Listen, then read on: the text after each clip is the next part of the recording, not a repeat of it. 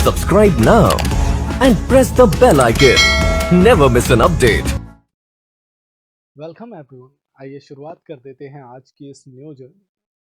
आज हम डिस्कस करने वाले हैं स्पीड टेस्ट 48B के इंग्लिश सेक्शन पे।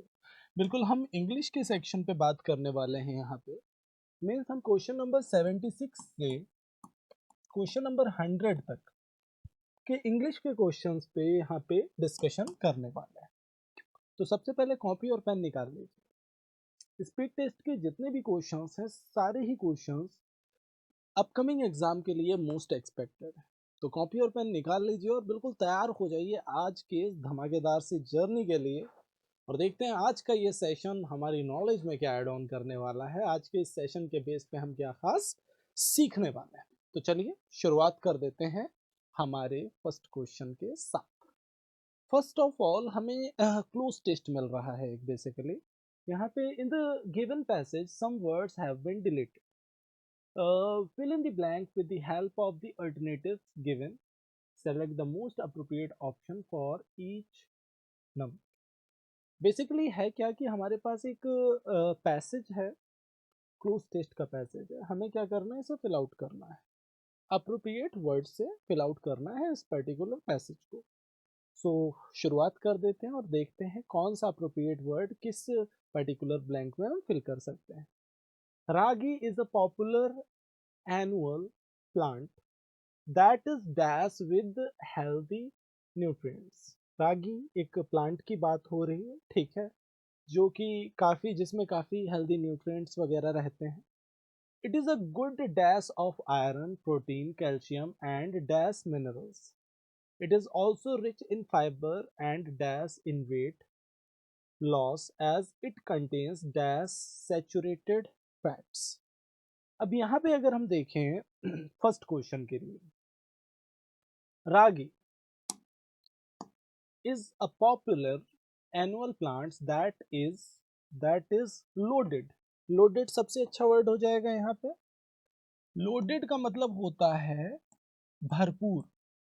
पी वाले पार्ट के लिए हमारा सबसे अप्रोप्रिएट वर्ड होगा loaded। that is loaded with healthy nutrients, कुछ ऐसा जाएगा स्ट्रक्चर। मीन्स यहाँ हमारा आंसर जाने वाला है फर्स्ट पार्ट। अब फुल के साथ ऑफ आता है इन जनरल, सप्लाइड, कंप्लीट, ये सारे ऑप्शंस एलिमिनेट हो जाएंगे और आंसर हमारा फर्स्ट पार्ट जाएगा। जैसे ही कोई क्वेश्चन आपके सामने आता है, first of all what you need to do, आपको सबसे पहले स्टेटमेंट को देखना है, स्ट्रक्चर को देखना है, वीडियो को पॉज कर लेना है और अपने अकॉर्डिंग आंसर करना है। पहले आप अपने अकॉर्डिंग ही आंसर करेंगे, उसके बाद ही आंसर आप देखेंगे, ठीक है। अब जो भी फर्स्ट पार्ट पिक कर रहे हैं सभी का आंसर करेक्ट है। आगे बढ़ जाते हैं 77 पे। Select the option to fill in the blank Q, मतलब जो सेकेंड फिलर है उसमें क्या फिल कर सकते हैं हम, विद हेल्दी न्यूट्रिएंट्स। अब यहाँ पे it is a good dash of iron, protein, calcium and dash minerals. Basically ये सोर्स ही होगा कहीं ना कहीं। It is a good source of iron, protein, calcium and dash minerals. Cause, spring, origin, ये सब गलत हो जाएगा। आंसर आपका फर्स्ट पार्ट ही जाने वाला है। और जो भी फर्स्ट पार्ट पिक कर रहे हैं सभी का सिक्सर है। आगे बढ़ जाते हैं अगले क्वेश्चन पे। आर, थर्ड पिलर के लिए आंसर क्या होगा, and dash minerals and further minerals, other minerals, another minerals, else minerals. एक बार देखो और पिक करो अपना आंसर। आर के लिए क्या होगा आपका आंसर। देखो अगर हम ध्यान से देखें इस स्ट्रक्चर को तो हमें ये समझ आ रहा है कि ये गुड सोर्स है किस चीज का, आयरन का, प्रोटीन का, कैल्शियम का एंड अदर मिनरल। कुछ ऐसे आप स्ट्रक्चर को रिलेट कर सकते हैं। आंसर आपका सेकेंड पार्ट जाने वाला है, B part would be the correct answer. It is also rich in fibre and dash in weight loss. It is also rich in fibre and dash in weight loss. अब यहाँ पे benefit, services, help, aids. Aid का मतलब होता है सहायक, और सहायक के केस में अगर हम देखें तो ये वेट लॉस में भी सहायक है। कुछ ऐसे आप रिलेट कर सकते हैं। तो अब यहाँ पे सबसे अप्रोप्रिएट ऑप्शन तो आपका डी पार्ट जाने वाला है। Aids in weight loss and it contains dash saturated fats applicable, negligible, communicable, negotiable. अब सैचुरेटेड फैट्स इन इसमें ना के बराबर, देखो अगर ये वेट लॉस में कहीं ना कहीं फायदेमंद है तो इसमें सैचुरेटेड फैट्स कहीं ना कहीं नहीं होंगे ना के बराबर होंगे। और ना के बराबर के लिए आप सबसे अप्रोप्रिएट जो वर्ड लेके आएंगे that is negligible. Second part would be the correct answer. चल आगे बढ़ जाते हैं। अगला जो आई होप आप सभी ने यहाँ पे फिलर में 5 फिलर्स थे आपके, काफी इजी पैसेज था। अगर आप एक बेसिक नॉलेज के बेस पे भी स्ट्रक्चर को देखते हैं, ऑब्जर्व करते हैं, तो ये श्योर है कि आप गलतियां नहीं करने वाले, मैक्सिमम क्वेश्चंस का आंसर करेक्ट ही करने वाले हैं। ठीक है, आगे बढ़ जाते हैं हम। Now we are going to discuss the passage. अब यहाँ पे बात हो रही है इंडिया के रिवर सिस्टम की बात हो रही है यहाँ पे। ठीक है, एक बार देख लेते हैं क्या कहना चाहता है passage. The drainage system of India the drainage systems of India are mainly controlled by the broad relief features of subcontinent। मतलब जो रिलीफ फीचर्स हैं हमारे सब कॉन्टिनेंट के, कहीं ना कहीं मेनली उसके द्वारा ही कंट्रोल किया जाता है क्या, इंडिया का drainage system. Accordingly the Indian rivers are divided into 2 major groups. अगर हम इंडियन रिवर्स की बात करें तो इनको 2 मेजर ग्रुप्स में हम डिवाइड करते हैं। पहला क्या है हमारा, the Himalayan reverse and the peninsular reverse. Himalayan reverse, peninsular reverse. Himalayan reverse और पेनिनसुलर रिवर्स में डिफरेंस क्या है? हिमालयन रिवर्स वो रिवर्स हैं जो कहीं ना कहीं पहाड़ों से निकलती हैं, और जो बर्फ गलता है उसके बाद में जो रिवर फ्रेम होती है, साथ ही साथ जो रेन वाटर होता है, वो सारा भी हिमालयन रिवर्स में होता है। इसका रीजन ये है, इस वजह से क्या होता है कि जो हिमालयन रिवर हैं वो पूरे साल बहती हैं, उसमें पानी की कमी नहीं होती पूरे साल। लेकिन पेनिनसुलर रिवर्स की अगर हम बात करें, पेनिनसुलर का मतलब प्रायद्वीपीय नदियां जो हैं उनकी बात कर रहे हैं, ये कहीं ना कहीं रेन वाटर पे बेस्ड होती है। तो अब ये पूरे साल तो नहीं बहती हैं, साल के कुछ टाइम तक ये बहती हैं, लेकिन कुछ टाइम के बाद में इन रिवर्स में पानी खत्म हो जाता है। कुछ ऐसा ही कहानी बताया जा रहा है यहाँ पे। अब यहाँ पे अगर हम देखें, स्ट्रक्चर को देखिए अच्छे से। apart from originating from the 2 major physiographic regions of India, the Himalayan and the Peninsular rivers are different from each other in many ways। तो अगर हम फिजियोग्राफिक रीजन्स की बात करें इंडिया के, तो हिमालयन और पेनिनसुलर रिवर्स जो हैं अलग हैं एक दूसरे से कई तरह से। अगर हम देखें तो most of the Himalayan rivers are perennial. ज्यादातर जो हिमालयन रिवर हैं वो कैसी हैं, पेरेनियल है। मतलब अगर हम बात करें पेरेनियल की तो इसका मतलब हो गया सदाबहार। सदाबहार मैंने बोला ना, ईयर में हर टाइम ये नदियां बहती रहती है। रीजन क्या है कि ये सिर्फ रेन वाटर पे डिपेंड नहीं है, it means that they have water through out the year. These rivers receive water from rain as well as from melted snow from the lofty mountains। जो बड़ी बड़ी माउंटेन्स हैं उसके melted snow से भी इन रिवर्स को क्या मिलता है, कहीं ना कहीं वाटर मिलता है। आगे बढ़ जाते हैं। The major Himalayan rivers are Indus, the Ganga and Brahmaputra. जो मेजर हिमालयन रिवर्स हैं उस कैटेगरी में कौन कौन सी रिवर्स आती हैं हमारी, इंडस आ जाती है, गंगा आ जाती है और ब्रह्मपुत्र आ जाती है।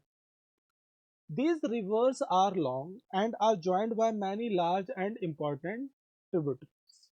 ये रिवर्स काफी लंबी हैं और ये जुड़ती हैं किससे, बहुत सारी लार्ज इंपॉर्टेंट जो सहायक नदियां हैं उनसे जुड़ती हैं, ये ट्रिब्यूटरीज से जुड़ती है।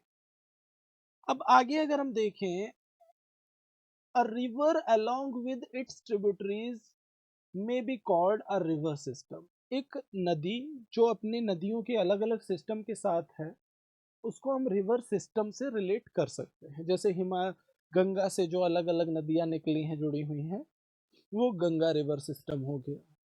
ब्रह्मपुत्र से जो निकली हैं वो ब्रह्मपुत्र रिवर सिस्टम हो गया, कुछ इस तरह से। The two major Himalayan rivers, the Indus and the Brahmaputra, originates from the north of the mountain ranges.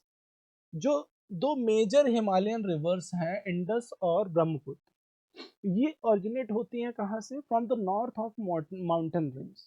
Mountain range के नॉर्थ पार्ट से, उत्तरी भाग से ये क्या होता है, इनका ओरिजिन होता है। They cut through the mountains making gorges in upper course.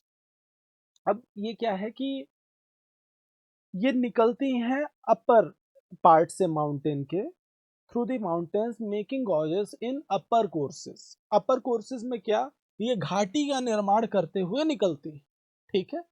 Gorge का मतलब एक टाइप से बहुत सारा खाना भरना भी होता है मुंह में, और गॉर्ज का मतलब घाटी भी होता है, निचली जो घाटी है उसको भी हम गॉर्ज से रिलेट कर सकते हैं। The perennial Himalayan rivers have long course from their source to sea. जो पेरेनियल हिमालयन रिवर्स होती हैं उनका जो रास्ता होता है काफी लंबा होता है, क्योंकि ये पूरे साल बहने वाली नदियां हैं, सीधी सी बात है, और समंदर में जाके ये मिलती हैं, तो इनका काफी लॉन्ग कोर्स होता है। The perennial Himalayan rivers have a long course from their source to sea. They perform intensive erosional activity in their upper courses and carry huge loads of silt and sand with their Swift current. होता क्या है कि ये Himalayan जो reverse हैं ये काफी कटाव का भी कारण बनती हैं, कहीं ना कहीं काफी मिट्टी को अपने साथ बहा के ले जाती हैं। सिल्ट का मतलब कीचड़ होता है, काफी कीचड़ को, मिट्टी को भी अपने साथ बहा के ले जाती है। उसी बेस पे घाटियों का निर्माण होता है इन रिवर्स के बेस पे। In the middle the lower and the lower courses these rivers form meanders, oxbows lakes, levees, and many other depositional features in their food floodplains as their speed slackens। धीरे धीरे जैसे जैसे इनकी speed कम होती है, इन river से क्या हुआ है, ये घूमते हुए, मेंडर्स का मतलब घूमते हुए, ऑक्सबो लेक्स का निर्माण करती है। ऑक्सबो का मतलब होता है यू आकार की जो लेक्स होती है ना, इस तरह से, इस तरह की लेक्स का निर्माण करती हैं। लेवीज का निर्माण करती हैं। लेवी का मतलब होता है तटबंध, तटबंध, लेवीज का निर्माण करते हैं। और जैसे जैसे मतलब अलग अलग तरह की चीजें आपको मिलती रहती हैं इन रिवर्स के बेस पे, अगर हम देखें तो।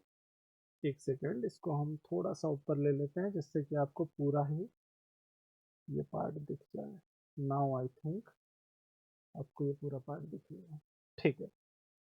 तो कई सारे फीचर्स हैं, जैसे जैसे इसकी स्पीड कम होती है अलग अलग तरह की फॉर्मेशंस, फिजिकल फॉर्मेशंस ये क्रिएट करते हैं रिवर्स।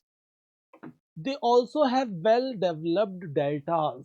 इन रिवर्स के काफी वेल डेवलप्ड डेल्टाज भी होते हैं, ठीक है। A large number of peninsular rivers like Godavari, Kaveri and Krishna are seasonal as their flow is dependent on rainfall. अब पेनिनसुलर रिवर्स की अगर हम बात करें, जैसे कि गोदावरी हो गया, कावेरी हो गया, कृष्णा हो गया, ये रिवर्स जो है ये सीजनल रेंज है, सीजनल कहीं ना कहीं रिवर्स हैं।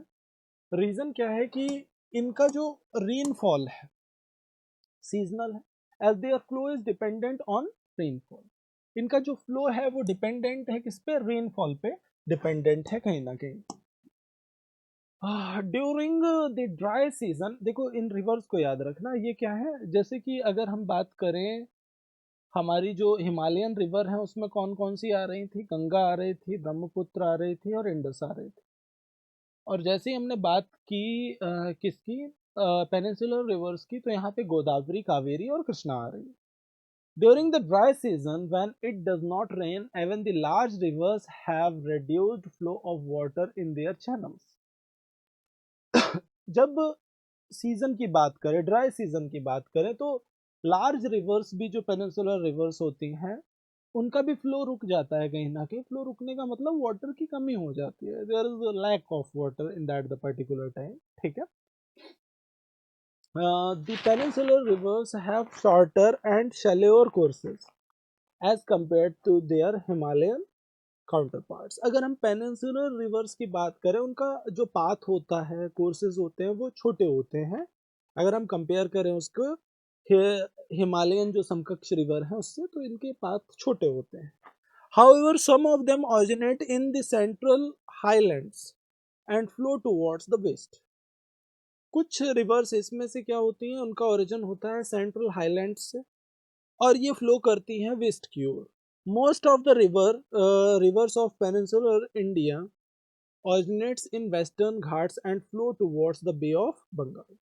ज़्यादातर जो पेनिनसुलर रिवर्स हैं इनका ओरिजिन होता है कहाँ पे, वेस्टर्न घाट्स में, और ये बे ऑफ बंगाल की ओर क्या करती हैं, फ्लो करती हैं पेनिनसुलर रिवर्स। ठीक है, अब आई थिंक पैसेज तो आपको समझ आ गया, किस तरह की कहानी चल रही है, किस तरह की बात चल रही है, ये सबको समझ आ गया। चलिए अब इससे रिलेटेड कुछ क्वेश्चंस के आंसर्स कर लेते हैं। First, the word seasonal rivers in the passage means, seasonal rivers का मतलब क्या हो गया, बेसिकली हम पेनिनसुलर रिवर्स की ही बात कर रहे हैं जो कि रेनफॉल पे डिपेंड करती हैं कहीं ना कहीं। तो अब यहाँ पे अगर हम देखें, rivers that never go dry in any season, नहीं, सीजनल रिवर्स का मतलब ये हो गया rivers whose flow is dependent upon rainfall. बिल्कुल सही है, सेकेंड पार्ट 100% करेक्ट होगा। Rivers that change their course in every season, no chance. Rivers that flood in every season, no chance. Answer आपका सेकेंड पार्ट जाने वाला है, B part would be 100% correct answer. Which of these is not a Himalayan river, इसमें से कौन सी Himalayan river नहीं है। अब इंडस, गोदावरी, गंगा और ब्रह्मपुत्र, देखो इंडस भी है हिमालयन रिवर, गंगा भी है, ब्रह्मपुत्र भी है, गोदावरी नहीं है, कृष्णा नहीं है, कावेरी नहीं है। ठीक है, ये सब पेनिनसुलर रिवर की कैटेगरी में आ रहे हैं। तो बिल्कुल आंसर आपका सेकेंड पार्ट जाने वाला है, second part would be 100% correct answer. Himalayan rivers are never dry because they have a shorter and shallower course, no chance. Are dependent on rainfall only, no chance. Are fed by glaciers and rainfall, ये बिल्कुल सही है आपका answer. ठीक है भाई, melted snow भी एक कारण है इनके फ्लो का, और साथ ही साथ रेनफॉल भी है। ठीक है, तो इसलिए इनको दो तरफ से, दो सोर्सेस से कहीं ना कहीं वाटर मिलता रहता है, इसलिए ये लाइफ टाइम फ्लो करती रहती है। हिमालयन रिवर्स की अगर हम बात करें तो originate in western Ghats, no chance. Answer आपका थर्ड पार्ट जाने वाला है, C part would be 100% correct answer. आगे बढ़ जाते हैं नेक्स्ट क्वेश्चन की ओर। The drainage systems of India are controlled by, जो ड्रेनेज सिस्टम है इंडिया के, सिस्टम्स जो हैं ड्रेनेज के इंडिया के, are controlled by relief features, erosional activity, tributaries of rivers. अब यहाँ पे अगर हम ड्रेनेज सिस्टम की बात करें तो यहाँ पे हमने सीधे सीधे जो बात की थी रिलीफ फीचर्स की, तो इसी से हमारे इंडिया के जो ड्रेनेज सिस्टम है वो कंट्रोल किए जाते हैं। फर्स्ट लाइन ही थी हमारी passage. Answer of course A part जाने वाला है, first part would B correct answer. आगे बढ़ जाते हैं। Slackened speed means, slackened speed का मतलब हो गया कि जो रेड्यूस्ड स्पीड है, स्लैकेंड कम करना, धीमा करना, कुछ ऐसे रिलेट हो रहा है, तो रेड्यूस्ड स्पीड से रिलेट करेगा स्लैकेंड स्पीड। डी पार्ट आपका 100% करेक्ट आंसर होने वाला है यहाँ पे। Very good, well done everyone. आगे बढ़ जाते हैं नेक्स्ट सेक्शन पे। Select the most appropriate meaning of the given idiom. Eye wash, an operation, a consideration, a deception and inspiration. देखो आई वॉश का जो बेसिक मीनिंग होता है that is a deception. Deception का मीनिंग होता है धोखा। डिसेप्शन का मीनिंग क्या होता है, धोखा होता है। तो आई वॉश को हम सीधे सीधे रिलेट कर सकते हैं किससे, धोखे से रिलेट कर सकते हैं। ठीक है, आगे बढ़ जाते हैं। जो भी थर्ड पार्ट पिक कर रहे हैं 100% करेक्ट है, 100% आपका सिक्सर लग रहा है, वेरी गुड। आगे अगला क्वेश्चन आपके सामने है। Select the correct passive form of the given sentence. आपको पैसिव फॉर्म बताना है गिवन सेंटेंस, जो भी स्ट्रक्चर है आपका। Are you blaming me for running your business, sorry, running your business, run करना मतलब बर्बाद करना, तबाह करना, कुछ ऐसा। क्या तुम मुझे ब्लेम कर रहे हो अपने बिजनेस को ब्लेम करने, अपने बिजनेस को कहीं ना कहीं ruin करने के लिए, तबाह करने के लिए? तो यहाँ पे अगर हम देखें, देखो ध्यान से समझना, जब भी कोई इंट्रोगेटिव स्ट्रक्चर मिले, सबसे पहले उसका अफर्मेटिव बना लो। You are blaming me for running your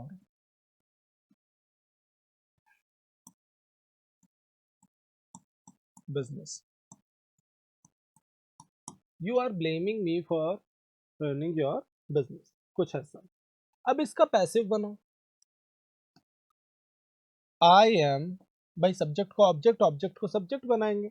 इतने पार्ट का पैसिव बनाओ सर, इतने पार्ट का पैसिव बनाओ सर। आई एम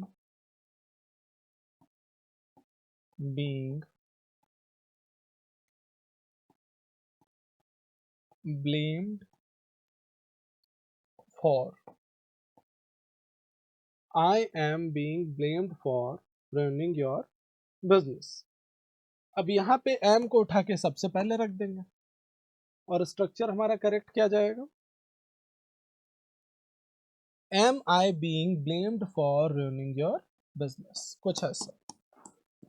तो कहानी बस इतनी सी है कि जब भी कोई इंट्रोगेटिव स्ट्रक्चर दिखे, सबसे पहला काम आपको करना है उस इंट्रोगेटिव स्ट्रक्चर को अफर्मेटिव बना देना। उसके बाद उसका पैसिव आपको फ्रेम करना है। अब गलतियों के चांसेस आपके 100% खत्म हो जाए, क्योंकि पैसिव बनाने के बाद आप हेल्पिंग वर्ब को पहले रखेंगे और आपका स्ट्रक्चर 100% करेक्ट हो। आगे बढ़ जाते हैं। Next question, select the most appropriate option to fill in the blank. The hall was spacious dash to accommodate all the guests। The hall was spacious also enough fairly rather। देखो enough का use सीधे सीधे कर देंगे हम लोग। The hall was spacious enough. Spacious एक adjective है और एडजेक्टिव के बाद एडवर्ब की तरह हम एनफ का यूज करते हैं। Like you are smart enough, she is beautiful enough, he is handsome enough. इन सारे ही केसेस में जो एनफ वर्क कर रहा है ना, एनफ जो वर्क कर रहा है, ये कैसे वर्क कर रहा है? एडवर्ब की तरह वर्क कर रहा है, एडजेक्टिव को क्वालिफाई कर रहा है।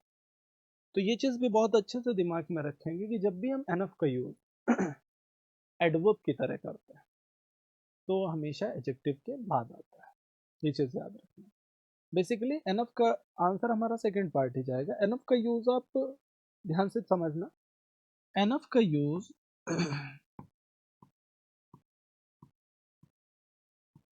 एनफ का यूज आप नाउन की तरह भी कर सकते हैं, एडजेक्टिव की तरह भी कर सकते हैं और एडवर्ब की तरह भी कर सकते हैं। एनफ का यूज आप नाउन की तरह भी कर सकते हैं, एडजेक्टिव की तरह भी कर सकते हैं, एडवर्ब की तरह भी कर सकते हैं। कैसे? अगर मैंने बोला enough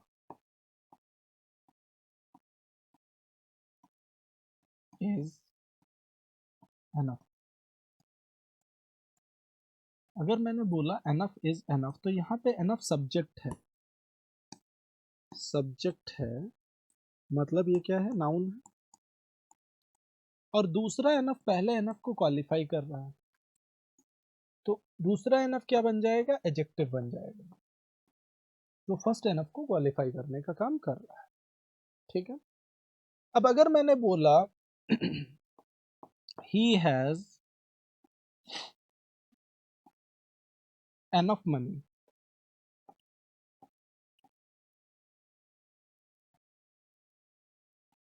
he has enough money। ध्यान से देखो मनी यहाँ पे क्या है? मनी एक नाउन है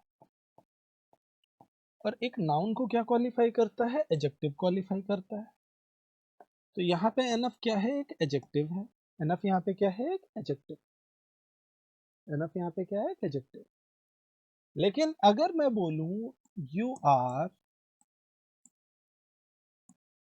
smart enough। तो स्मार्ट यहाँ ऑटोमेटिक क्या है, एक एडजेक्टिव है,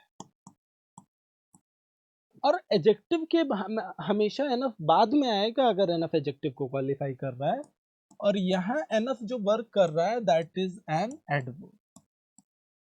यहाँ एनफ कैसे वर्क कर रहा है, एक एडवर्ब की तरह वर्क कर रहा है। तो पहली कंडीशन, एनफ हमेशा एडजेक्टिव के बाद ही आएगा एक एडवर्ब की तरह अगर यूज हो रहा है, point number 1। Point number 2, enough जिस भी एडजेक्टिव के बाद आएगा वो एडजेक्टिव हमेशा पॉजिटिव डिग्री का एडजेक्टिव होगा, वो कभी कंपैरेटिव या सुपरलेटिव डिग्री का एडजेक्टिव नहीं हो सकता। समझ रहे हो ना ये बात, वो कभी कंपैरेटिव या सुपरलेटिव डिग्री का एडजेक्टिव नहीं हो सकता। लाइक अगर मैं इसको स्मार्टर एनफ या स्मार्टेस्ट एनफ बोलूं तो ये बिल्कुल गलत हो जाएगा। एनफ के पहले जो भी एडजेक्टिव आएगा that adjective should always be in positive degree, that would never be in comparative or superlative degree। Done. चलो आगे बढ़ जाते हैं। तो अभी आपका जो आंसर यहाँ से जाने वाला है that would be second part. Second part would be 100% correct answer. Very good, well done. आगे बढ़ जाते हैं। Identify the segment in the sentence which contains a grammatical error. Now आपको इस स्टेटमेंट में बीमारी बतानी है किस पार्ट में है, इसी स्टेटमेंट को ब्रेक करके अलग अलग पार्ट्स में आपके सामने लिखा गया है। स्टेटमेंट क्या है सामने है आपके, this is only the decent dress that I have. तो द का यूज ओनली के पहले करो ना, तब स्टेटमेंट करेक्ट होगा। This is the only decent dress that I have, ऐसा कुछ जाएगा ना स्ट्रक्चर। और अगर ऐसा स्ट्रक्चर जाएगा तो हमारा आंसर क्या जाने वाला है, आंसर हमारा ओनली के पहले अगर द आ रहा है तो आंसर तो थर्ड पार्ट ही जाएगा भाई, और कोई चॉइस ही नहीं है, चांस ही नहीं है कोई और ऑप्शन होने का। आंसर थर्ड पार्ट जाने वाला, और जो भी थर्ड पार्ट पिक कर रहे हैं 100% करेक्ट है वो सारे एस्पिरेंट्स। आगे बढ़ जाते हैं। Given below are 4 sentences in jumbled order, pick the option that gives their correct order. अब हमें करेक्ट ऑर्डर में, जम्बर्ड स्ट्रक्चर है हमारा, इसका करेक्ट ऑर्डर चाहिए क्या होगा। फर्स्ट ऑफ ऑल यहाँ पे कोई फर्स्ट या लास्ट गिवन नहीं है स्ट्रक्चर, सारे ही स्टेटमेंट्स अलग अलग हैं। हाँ ये क्लियर है कि ये एक ही पैसेज, एक ही छोटे से एक पैसेज के पार्ट हैं चारों सेंटेंसेस। अगर हम इंट्रोडक्टरी पार्ट को ढूंढ लें और उसके बाद उसे कोरिलेट कर लें तो चीज़ें काफ़ी आसान हो जाएंगी, और ऐसे क्वेश्चंस को अगर हम ऑप्शन के बेस पे करें तो बड़ी जल्दी कर सकते हैं। लाइक अगर मैं इस स्ट्रक्चर को देखूं तो फर्स्ट से अगर हम देखें, one winter evening the tiger was very hungry as he could find nothing to hunt. देखो ये रिलेटेड क्लॉज लग रहा है कि टाइगर की बात पहले हो चुकी है। On the mountain lived a ferocious tiger whose roar would make every villager tremble। देखो अब देखो समझ आ गया ना कि रिलेटेड क्लॉज है, कि टाइगर की बात पहले हुई होगी, लेकिन बी भी पहला स्टेटमेंट नहीं होता, क्योंकि on the mountain, the mountain मतलब पहले कोई बात माउंटेन से रिलेटेड भी हो चुकी है। So he decided to creep down into village to get something to eat, again wrong. He decided मतलब पहले किसी की बात होगी ना जिसने डिसाइड किया। देखो फर्स्ट स्टेटमेंट क्या जाएगा, डी वाला, there was a small quite village at the base of a mountain. First statement, there was a small quite village at the base of a mountain. D के बाद हम चले जाएंगे किस पार्ट पे, डी के बाद हम चले जाएंगे बी पार्ट पे। माउंटेन की बात आगे की हमने। On the mountain lived a ferocious tiger whose roar make every villager tremble। मतलब माउंटेन के ऊपर एक टाइगर रहता था जिसकी दहाड़ जो है उससे सारे विलेजर जो है वो कांप जाते थे। ठीक है, जैसे हमने डी के बाद बी पिक किया, हमारा आंसर आ चुका है, ज्यादा मेहनत करनी ही नहीं, ऑप्शन से एलिमिनेट करो, पिक करो, आगे बढ़ जाओ। लेकिन यहाँ पे एक बार देखना जरूरी है कि जो हमने किया है वो सही है या गलत है, रिलेवेंट किया है ना, रिलेवेंट तो नहीं कर दिया कुछ। डी के बाद बी पे गए, फिर ए पे गए। One winter evening, the tiger was very hungry as he could find nothing to hunt. एक विंटर इवनिंग पे क्या हुआ, टाइगर बहुत ही भूखा था क्योंकि उसे कुछ भी नहीं मिला हंट करने के लिए, कोई शिकार उसने नहीं किया, तो भूखा रह गया बेचारा टाइगर। ठीक है, सी पे चले गए। Fourth, so he decided to creep down into village to get something to eat. इसलिए उसने डिसाइड किया कि अब वो नीचे की ओर जाएगा विलेज में और खाने के लिए कुछ लाएगा, कुछ हंट करेगा किसी को। हाँ, तो आंसर आपका डी पार्ट जाएगा, D part would be the correct answer. और जो भी डी पार्ट पिक कर रहे हैं सभी का सिक्सर है, सभी की बॉल बिल्कुल बाउंड्री लाइन के बाहर जा रही है। Very good, well done everyone. आगे बढ़ जाते हैं अगले क्वेश्चन पे। Select the most appropriate option to improve the underlined segment in the given sentence. If there is no need to improve it, select no improvement. इस part को आपको improve करना है, डिफरेंट देन। देखिए किससे इम्प्रूव कर सकते हैं। Although they are twins, they are completely different than each other. देखो डिफरेंट के साथ फ्रॉम का यूज किया जाता है, सेपरेशन की बात करता है ना डिफरेंट।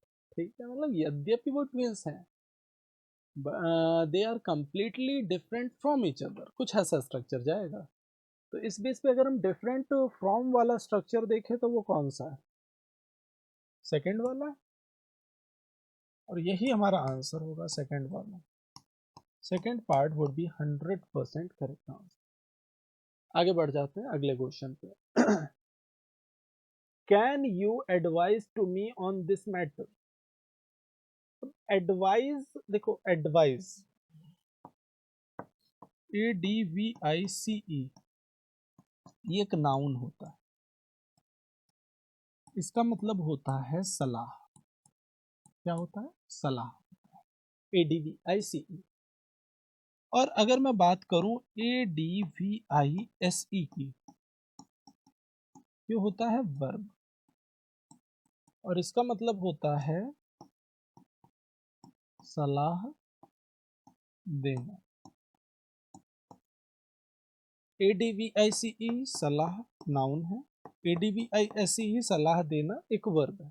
ठीक है, अब यहां पे अगर हम देखें, can you advise me, can you advise me, मतलब ए वाला पार्ट जाएगा, ट्रांजिटिव वर्ब है ना एडवाइज, और सलाह देने की ही बात हो रही है यहाँ पे, क्या तुम मुझे सलाह दे सकते हो इस मामले पे, कुछ ऐसे, तो वर्ब की ही जरूरत है। और एडवाइस के बाद प्रपोजिशन तो नहीं आएगा ना, ट्रांजिटिव वर्ब, इंट्रांजिटिव वर्ब थोड़ा ना।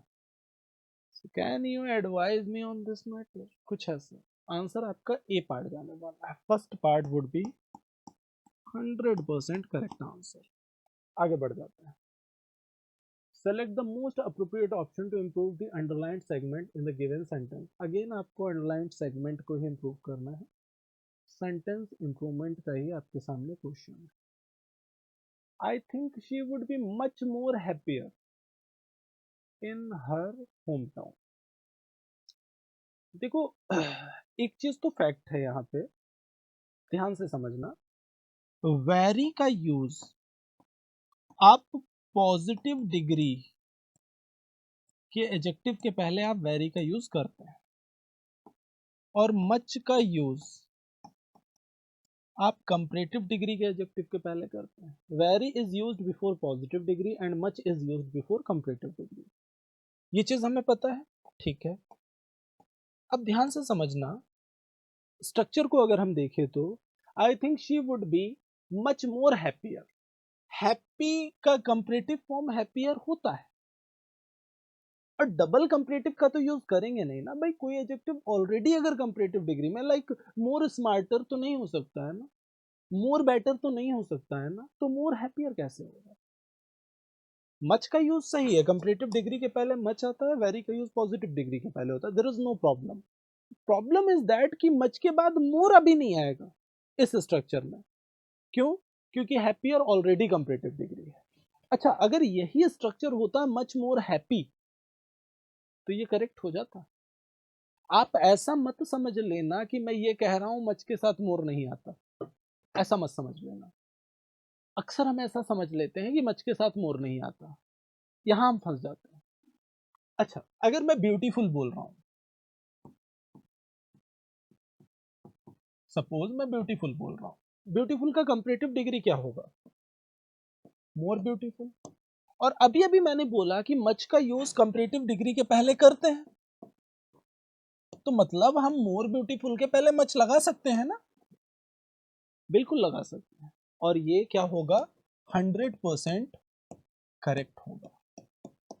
बस यही बताना चाहता हूं, यही बताना चाहता हूं कि जब आप मच का यूज किसी कंपैरेटिव डिग्री के पहले करते हैं तो वो करेक्ट है। तो स्मार्टर, मच स्मार्टर भी करेक्ट है, मच बेटर भी करेक्ट है, मच मोर हैंडसम भी करेक्ट है, मच मोर ब्यूटीफुल भी करेक्ट है। क्यों? क्योंकि भाई ब्यूटीफुल का कंपैरेटिव डिग्री ब्यूटीफुलर या हैंडसम का कंपैरेटिव डिग्री हैंडसमर तो होता नहीं है।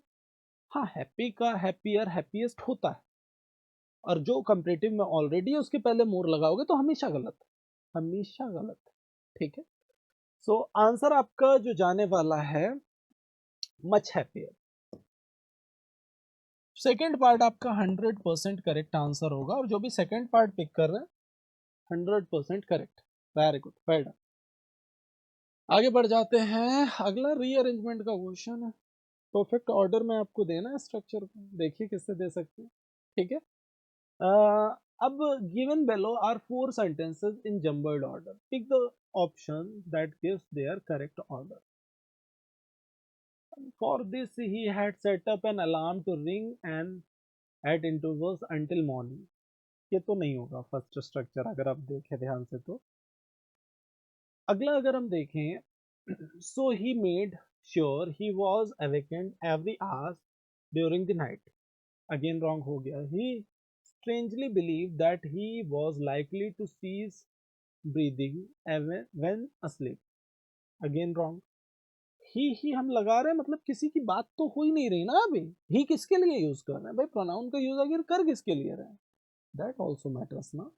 ठीक है, सो अब यहाँ पे अगर हम देखें, a nervous cousin of mine was staying with us. सबसे पहले हमने इंट्रोड्यूस किया कजन को, एक जो नर्वस कजन है मेरा वो हमारे साथ रह रहा था। फर्स्ट तो यही होगा, और फर्स्ट यही होगा, डी से तो सारे शुरू हो रहा है। अब इसी के आगे की बात कौन सा कर रहा है? सी वाला part. He strangely believed that he was likely to cease breathing when asleep। मतलब ये बड़ी अजीब बात थी कि वो ऐसा मानता था, बिलीव करता था कि वो उसकी सांसें रुक जाएंगी सोते सोते, कहीं उसकी सांसें रुक गई तो। इस तरह की उसकी सोच थी, इस तरह का इसका पॉइंट ऑफ व्यू था कि अगर मैं सोऊंगा तो मेरी सांसें रुक जाएंगी। ठीक है, सोते सोते कहीं मेरी सांसें रुक गई। अब इसलिए क्या हुआ यहाँ पे, for this he setup, D वाला पार्ट हो गया, थर्ड वाला। डी के बाद जैसे हमने सी को रिलेट किया तो हमारा आंसर तो आ ही चुका है ना। So he made sure he was awakened every hour during the night. इसलिए उसने क्या किया, इस चीज को उसने श्योर किया कि भाई हर घंटे पे वो रात में उठेगा। फॉर दिस, अब इस चीज के लिए उसने क्या किया, he had set up an alarm to ring at intervals until morning। उसने एक अलार्म को सेटअप किया जिससे वो इंटरवल्स में क्या करे, जागता रहे, बार बार जागता रहे, हर घंटे पे मॉर्निंग पे, कुछ ऐसा बोला जा रहा है। तो बिल्कुल D C B A would be the correct answer, और जो भी इस स्ट्रक्चर पे जा रहे हैं 100% करेक्ट, सभी का सिक्सर लग रहा है। आगे बढ़ जाते हैं, एस्टोनाइशमेंट बहुत ही प्यारा वर्ड है। बेसिकली अगर मैं एस्टोनाइशमेंट वर्ड की बात करूं तो इसका मतलब होता क्या है, ध्यान से समझना। इसको हम आश्चर्य से रिलेट कर सकते हैं, आश्चर्य, एस्टोनाइशमेंट। ठीक है, आश्चर्य की बात कर रहा है ये। अब अगर मैं बात करूं अदर वर्ड्स की तो यहाँ पे वंडर, ही इसका आंसर होगा, आश्चर्य से जो रिलेट करेगा, फर्स्ट वाला पार्ट होगा। कंपोजर की बात करें तो इसका मतलब धैर्य होता है, धैर्य से रिलेट कर जाएगा, ठीक है। प्राइड, एक्सपेक्टेशन, कोई चांस ही नहीं।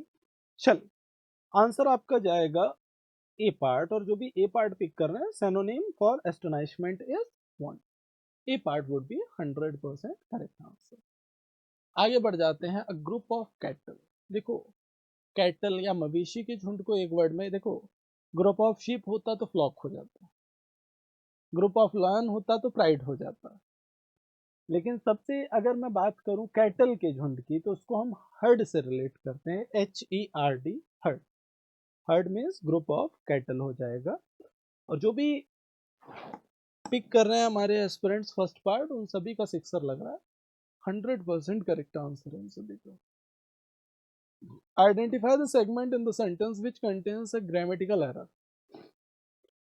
आपको वो सेगमेंट बताना है सेंटेंस में जिसमें ग्रामेटिकल एरर है। Did you told him about the new plot that you have bought. Now tell me one thing, ध्यान से समझना। क्या डिड के साथ हम V3 का यूज करते हैं या V2 का यूज करते हैं? सपोज किसी सेंटेंस में अगर डिड का यूज हो गया तो डिड के बाद तो हमेशा वर्ब का फर्स्ट फॉर्म ही आता है ना।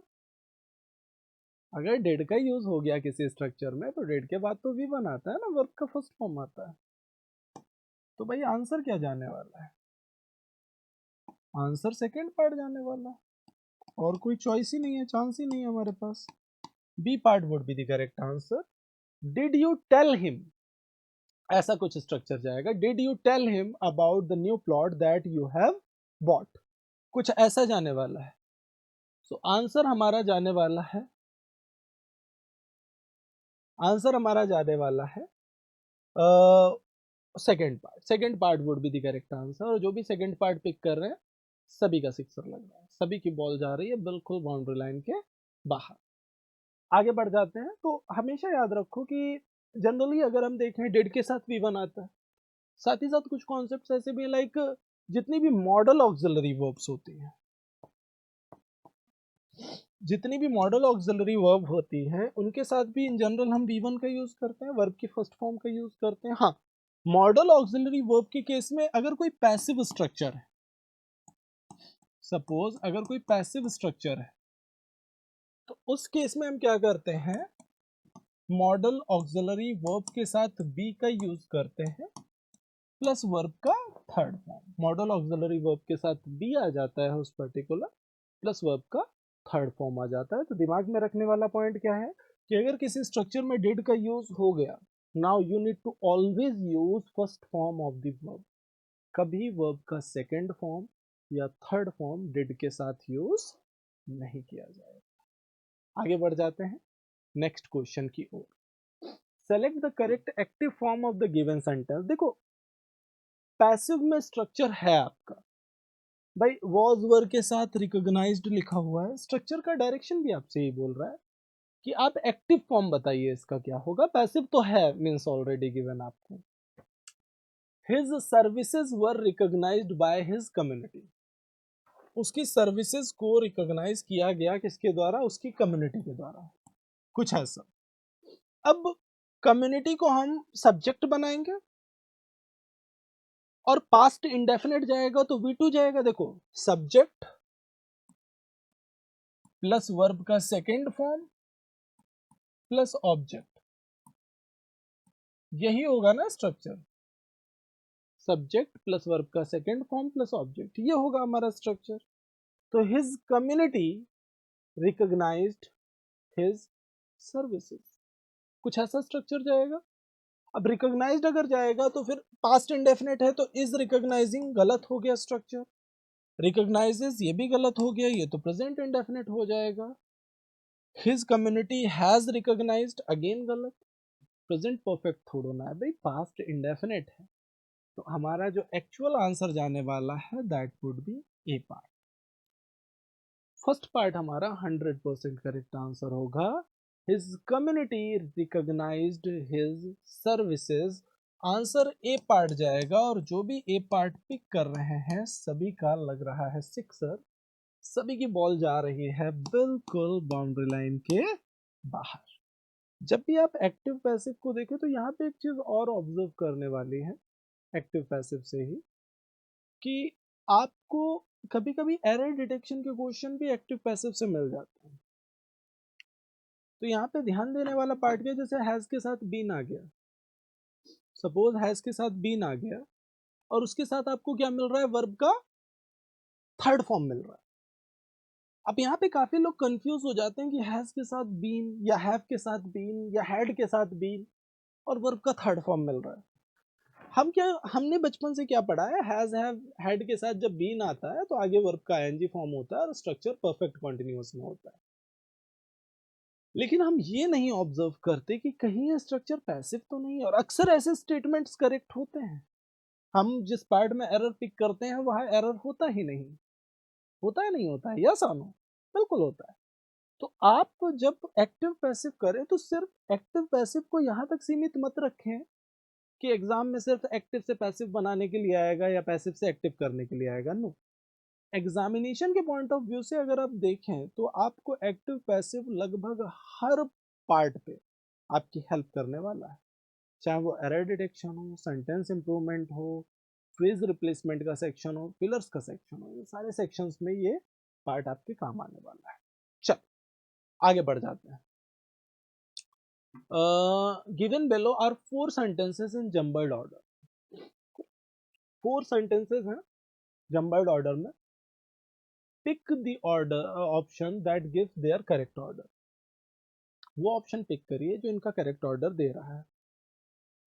आई pointed them out to my companion. The woman's face was familiar but I could not recall who she was. At the very next table to us sat Lady Edgware and Brain Martin. As I was doing so, another couple came and joined them. देखो ध्यान से समझना, structure को अगर हम देखें तो first statement तो हमारा सी वाला ही है।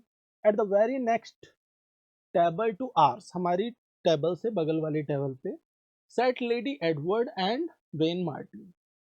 लेडी एडवर्ड और ब्रेन मार्टिन जो थे वो बैठे हुए थे, ठीक है। सी के बाद हम ए पे चले गए। I pointed them out to my companion. अब इसके बाद में as I was doing so another couple came and joined them. The woman's face was familiar but I could not recall who she was. कुछ ऐसे answer आपका जो जाने वाला है वो जाने वाला है CADB। This would be the correct structure.